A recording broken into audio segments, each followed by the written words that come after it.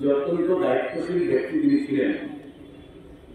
আর এখানে তার পারিবারিক দায়িত্বশীলতার কথা তিনি উল্লেখ করেছেন।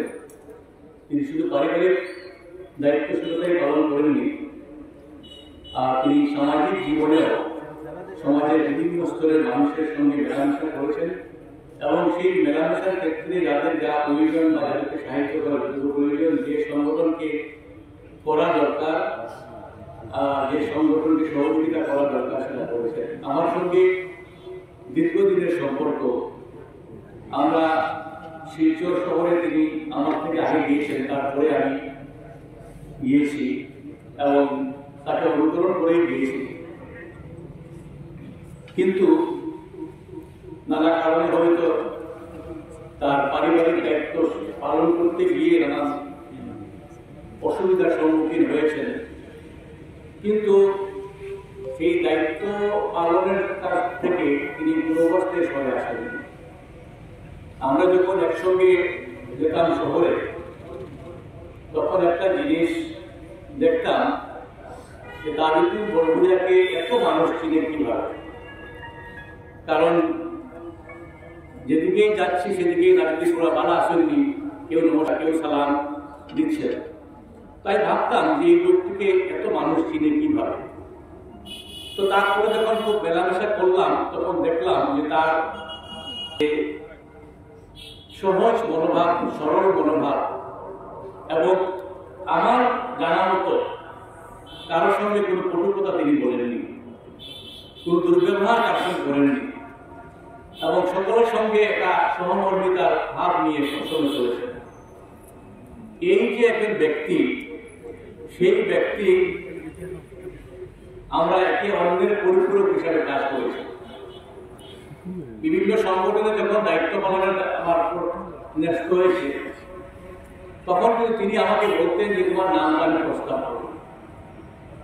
নিজের নাম না বলে, নিজের কথা না বলে কিন্তু বলতেন যে আমার নাম কথা, আমার কথা বলতেন যে আমার নামটা তিনি প্রস্তাব করবেন, প্রস্তাব করতে চান। এই যে মানুষের কত বড় মন, আমরা আমাদের হয়তো, আমার ব্যক্তিগতভাবে আমরা সেটা হয়তো পাইনি তার কাছ থেকে। এবং খুব বেশি কথা বলা সম্ভব নয়, এখানে আরো বক্তারা রয়েছেন, বক্তব্য রাখবেন।